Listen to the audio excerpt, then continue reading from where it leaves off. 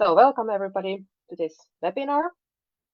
As mentioned, this is about developing key performance indicators for your research infrastructure.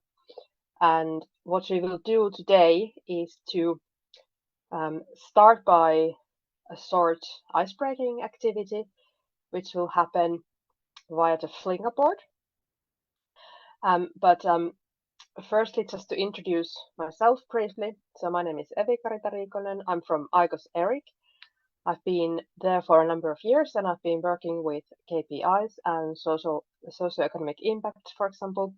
And I also have my colleague Evi Carita here with me, and we will be guiding you through some of the mysteries of KPIs. So the first icebreaking activity will happen via the Flinger board, which Lisa will explain to you. It's just a little interactive, fun exercise. So Lisa, please, floor is yours. Okay, thank you. Very nice to have so many lovely people here online today. So I have posted the Flinger link on the chat. So just by clicking on it, you are able to join. So we won't be using a lot of time in going through this, but this is to make you better acquainted with this Flinger tool. It's a little bit different from other whiteboard tools, and then to get you warmed up a little bit for the exercise that is going to be following this presentation.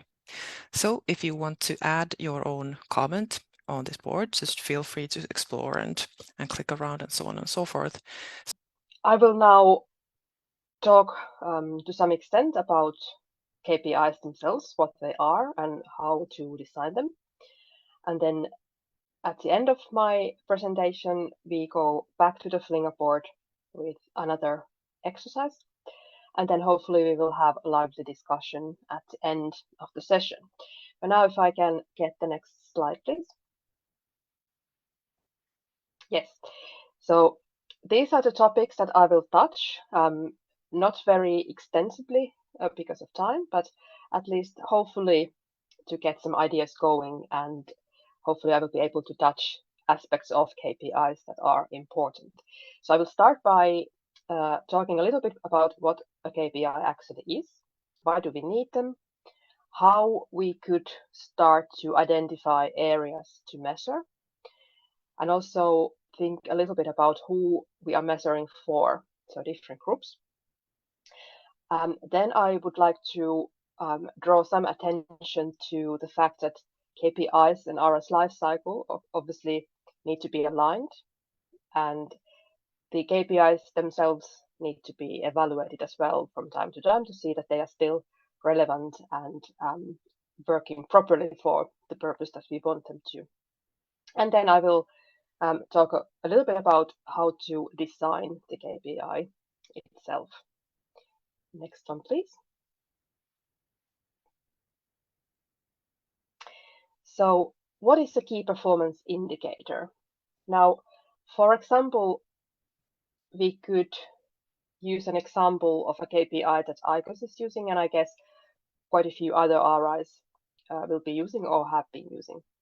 So the use of RIs data in scientific publications. This example is pretty easy because it is easy to kind of measure it numerically, quantify it. So I've taken this as an example. So as we all know, performance monitoring is a very important part of the management of especially the RIs that are publicly funded. And when we talk about KPIs, we usually think that they represent a standard measuring value. So for example, how many publications were produced each year. But there is no one-size-fits-all approach for developing KPIs for RIs. RIs are all different. Their missions are different. Their resources are different. Their structures are different. So it's very difficult to even start thinking that every RI should have the same set of KPIs, for example. Next one, please. So usually, if we look up information about KPIs, we come across the kind of private sector, they're quite often used to as a management tool of internal performance, so as internal monitoring. And they're used in relatively short timescales. But when we think about RIs, it's perhaps more useful to think about metrics and also qualitative case studies that are aimed for external reporting, for example, to key stakeholders. And also they are monitored over longer timescales. Of course, we have KPIs that are measured, for example, annually, and others that are measured in longer intervals. But these differ a little bit from private sector, for example. And for us to be able to successfully utilize KPIs means that there needs to be an understanding of the baseline against which we can compare, and also a trend to see if something is increasing or decreasing. But it's also important to remember that growth is not necessarily always the ideal scenario, as it differs from progress. So it doesn't always mean that everything has to go up from something. It can also be as useful to see that something is steadily going on, or progress has been achieved in other ways than in increasing in something. And next one, please. And why do we then need the KPIs? Usually, as I said earlier, public organizations use them to monitor progress, so they have a set of goals, and also they need to monitor efficient use of resources. And also then in the RI context, they're used to demonstrate the RI's performance, so how well it's achieving the objectives of fulfilling expectation, rather than necessarily financial things, but more like the things that it has promised to do, for example. And also quite often when we have government-funded organizations, such as, for example, ERICs, there might be at least a moral obligation, but often also a legal obligation to report performance to relevant stakeholders and funding bodies, and also to the public in some cases. When we use KPIs systematically, we can have evidence-based information that can then support decision-making and also communicate the RI's results. And they also increase transparency. And in that way, they can increase the society's trust in the RI. Next one, please. So when the KPIs are planned properly and measured systematically, they also create a narrative about the RI's development and how the RI is actually producing information that will later on have socioeconomic impact. So the KPI itself does not measure socioeconomic impact, but they contribute to defining the RI's impact landscape, so areas of impact. This is one of the things that is always the most confusing. So performance is not the same as impact. We can measure, for example, how many publications per year the RI produces, but that in itself doesn't really tell us a lot about how the RI is impacting society.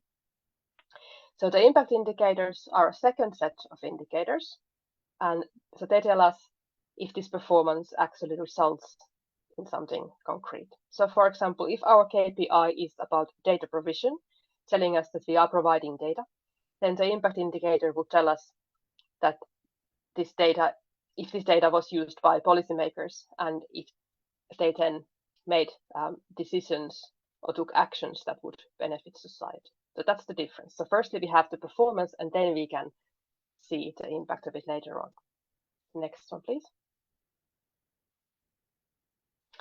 So this is another kind of clarification about the performance indicators versus impact indicators. So we first have activities. So the RI performs its activities, which are then measured by key performance indicators. And then the outcome. So for example, data has been used in some publications, for example, and then later on decisions have been made. So the impact comes from there. So this is just to kind of further clarify the train of thought behind the two sets of indicators. Next one, please. So how do we then begin to identify the areas where we should measure performance? As I said earlier, every RI is unique in terms of its fields and objectives, mission and vision.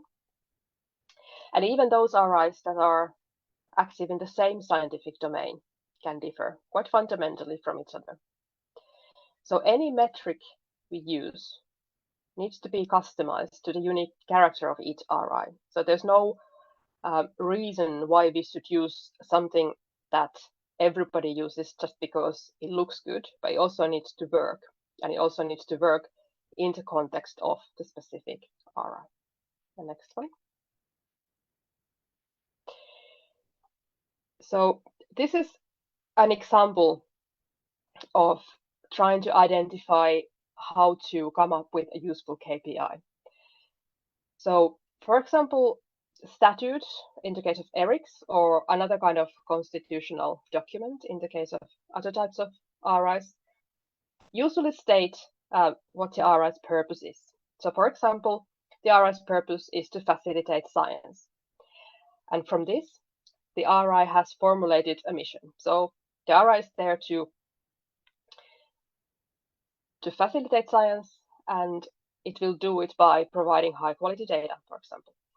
So then it's also only natural that the RI's strategy focuses on science facilitation, for example. And then, of course, there are some desired outcomes, objectives, that the RI would like to see materialize. So, for example, the RI would like to see that the RI data is used and cited in scientific peer-reviewed publications. So now we can come up with a KPI that we would like to measure if the RI data is actually used in scientific publications.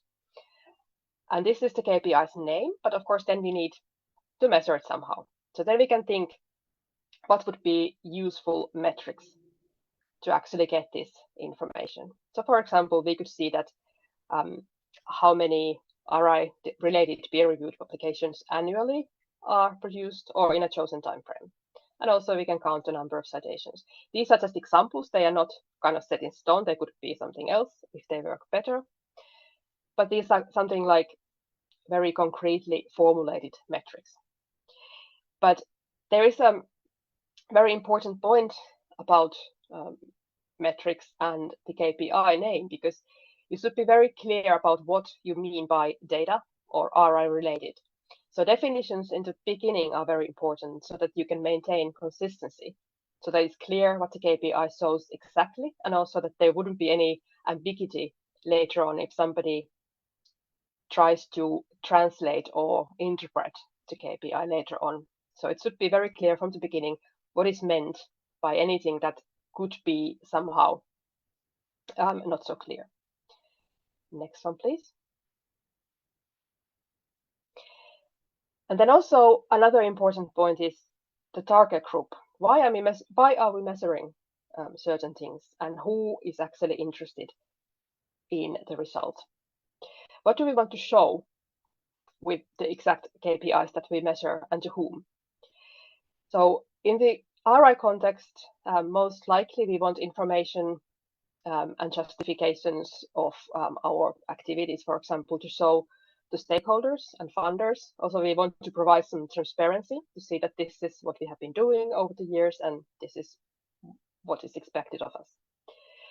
We might also need facts for internal monitoring, and we might also need some information so that we could communicate the RI's relevancy or contribution to science for scientific communities or the society. So they are very kind of all useful areas, useful target groups, but they might be of different relevancy depending on the RI's structure and the way it's managed. So it's important to understand the purpose of the sets of KPIs that are used, because for a stakeholder, a very detailed or scientifically or administratively focused KPI is not very interesting. It might be difficult to understand, but it can be very useful and needed for internal monitoring. So we need to decide what KPIs are the most relevant for the target group that they are reported to, and also which KPIs are those that you want to maintain, because it's very easy to come up with a lot of KPIs, a long list of very detailed KPIs, and it's difficult to measure them frequently. It's all difficult to stay on top of the sets that you use. So it's very important to kind of narrow it down to those that actually are needed. And they can be different sets of KPIs as well. So if you need to report to your stakeholders, you could report one set of KPIs. And if you need to really collect information about something smaller scale that is internally useful, you could use others for that. But it's important to clarify that from the beginning. Next one, please.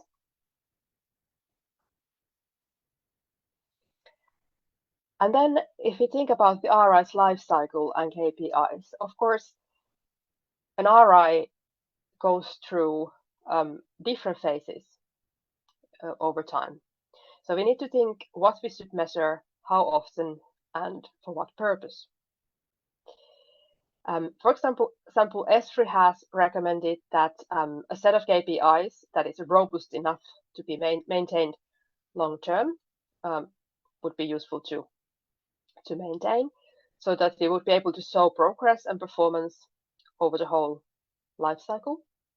But of course, it's not possible to measure the same thing in the same way in every phase, because the RI's readiness level, so basically the capacity in which it can operate, is different in each phase, especially when we compare the very beginning of the RI's life cycle to the more mature operational phase.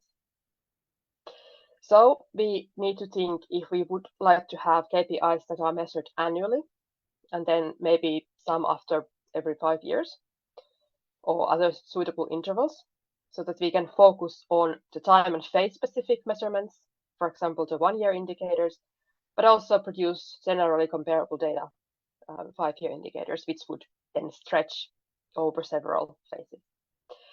But qualitative indicators are also important, not just the ones that we can measure with numbers.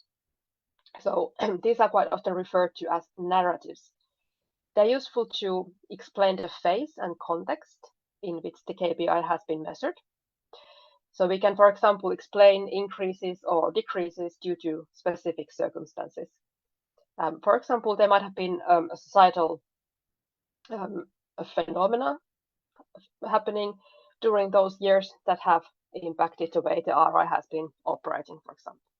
But also we can think about qualitative indicators in terms of collecting feedback from users, collecting maybe success stories from the community, and things like that. So qualitative indicators are also very important, even though they don't provide a very straightforward number.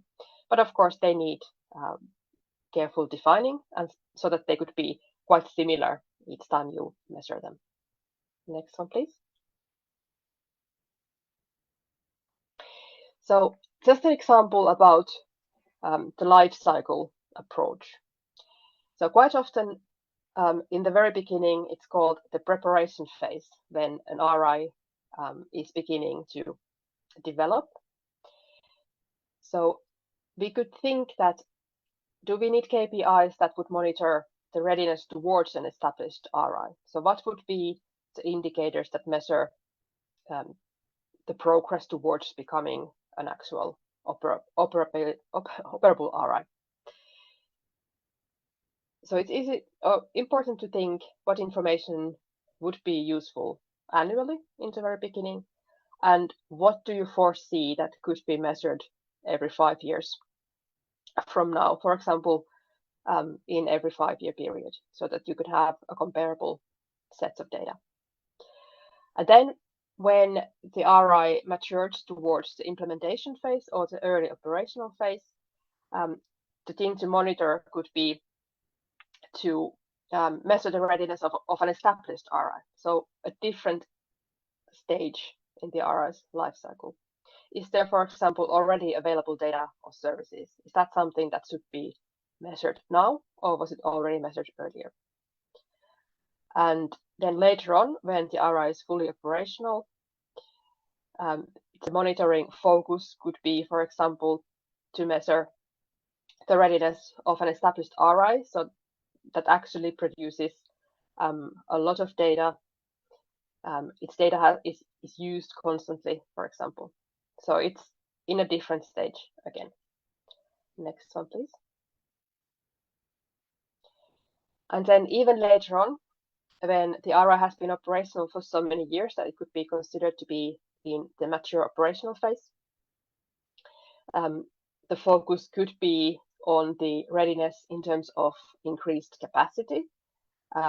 Has the data flow, for example, increased, or has it stayed steady? Is this again something that should be measured annually or every 5 years? And then in case for some RIs, there might be a time when they are closing down. And now the focus might be to measure how well the progress towards running down the services is going.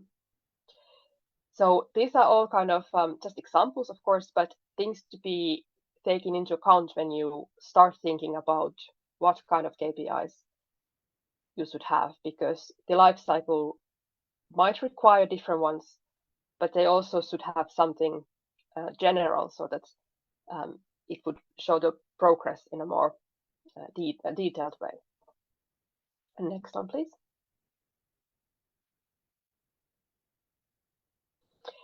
And then when we have our KPIs, we should also be able to think how relevant they are. How useful are they? And do they actually provide us with the information that we wanted? So firstly, this is the method called RITer. So it comes from these 5 points. The first one being the relevance. So does the indicator actually show evidence from a key area of the RI's activities, and not something that is nice to know, but not crucial for the RI's operability, or not crucial for the purpose that we are using the KPI, or not useful for the target group that is interested in the KPI. And then also acceptability.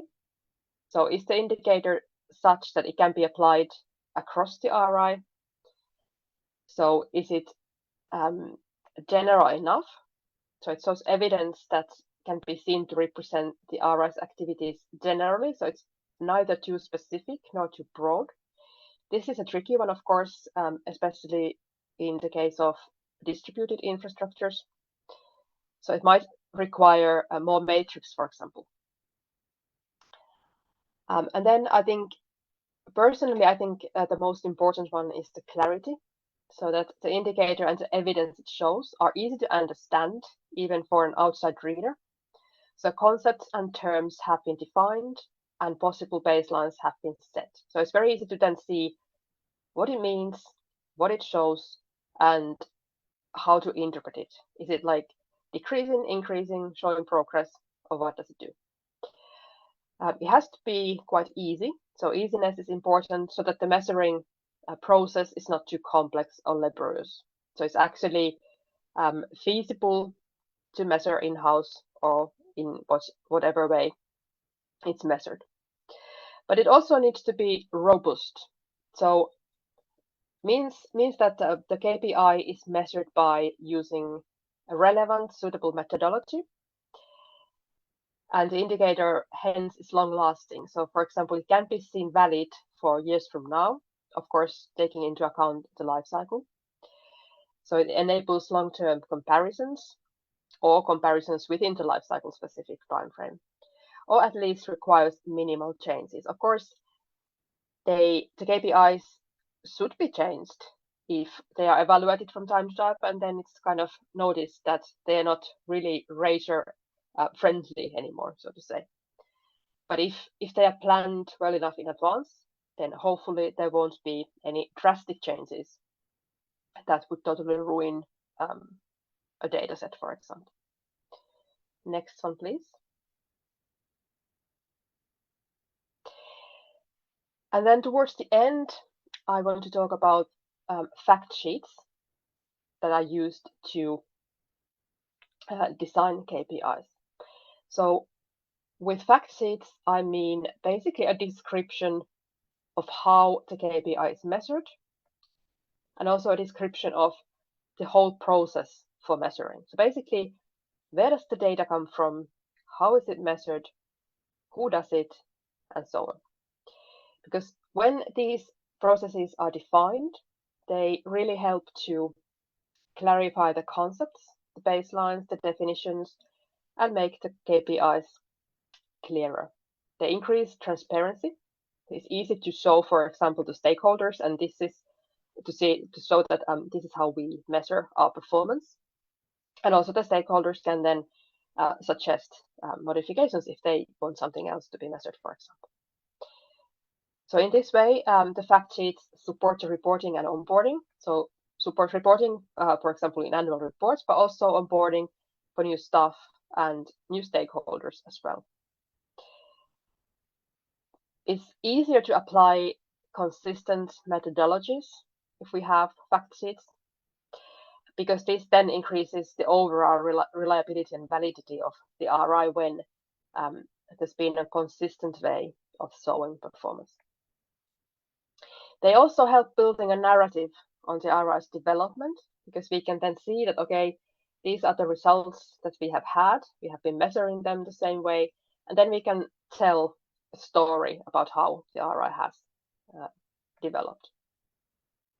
And also, when we are designing the fact sheets, that helps then to understand if we are measuring increase or progress. Because when we actually have to start thinking about how to measure a KPI on a very, very kind of low level first, so on the grassroots level, we are forced to think about what the KPI shows.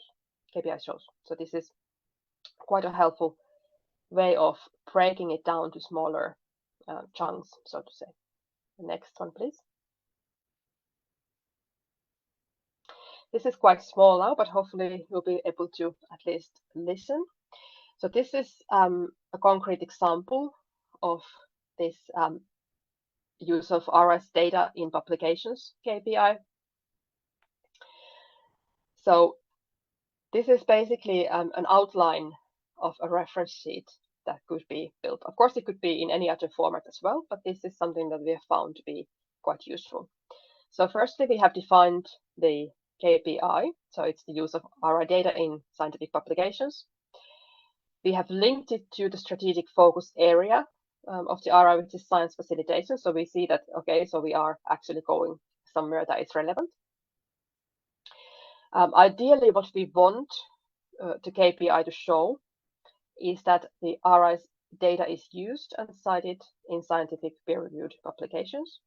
So of course, we want it to be the case, but then the KPI will show us if it's the case or not. Then we justify the use of the KPI by thinking about what it shows. So in this case, it shows whether or not the RI data is used and whether or not it is distributed via citations to even wider scientific communities.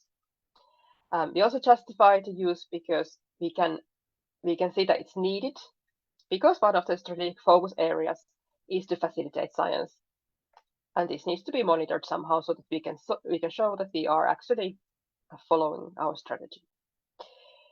Then the methodology that is developed to measure this KPI is numerical information, so basically number of publications and citations. There could also be qualitative data. So for example, if we wanted to, we could collect data on how the RI data has been used, in what kind of studies, for example, in what scientific communities. And also we could widen this to see if it has been used in some other publications as well. We should be able to compare it to previous years and also to the baseline if relevant. Sometimes it's not useful to define an exact number, what this should be, for example, and sometimes it's more relevant. So it really depends on the RI and the objectives. Then this fact sheet defines what data is needed to this indicator to be able to measure this indicator. So we need information, concrete information about the publications in a specific time frame. And also we need information about the citations. And then we need to, of course, then know where we can get this data from. So in our case, we get this data from our data center, but of course, RIs will have different kinds of repositories for their data. And then we need to define the actual metrics for measuring.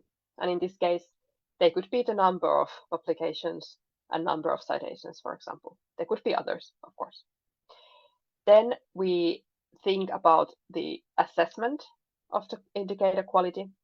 So for example, as we discussed earlier, so the relevancy, acceptability, clarity, easiness, and robustness, to see if this actually would work. And then this would also reflect a little bit about resource-wise, how much work is it to measure this indicator. So in this case, it's generally low because data is easily available. In most cases, it can be collected in-house. But then again, putting the data into a reportable format requires some work and might need some specific resources if somebody needs to be, for example, tasked with collecting this data. And of course, if we want to use qualitative data, it is a bit more laborious and needs a bit more preparing, for example. Next one, please.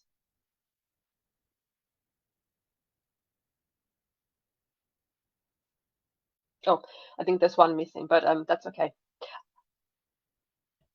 Yes, well, the next one was just to get some questions about how you could start reflecting the fact sheets. This is like the actual example, but then when you go through these fact sheets, when you have come across, you have developed the things that you want to measure, then you should reflect on thinking about, okay, so is my objective clear? Is the rationale clear? Do I actually understand what it means? Would somebody else understand this if they came from outside and they weren't that familiar with the RI? And also reflect about the methodology. Is it something that actually is relevant for collecting that type of data? And also, is there a baseline? Should there be a baseline? That's very important to kind of set from the very beginning.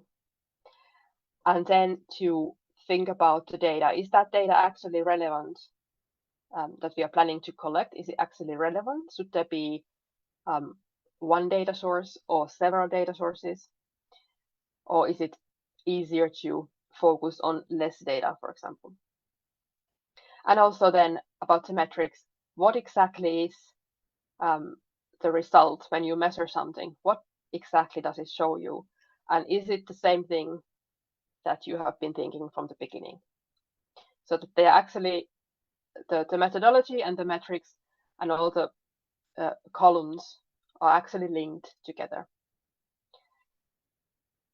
And also to think about then who would actually be doing this job, or would it be a team, or is it something that can be done automatically, for example, partly.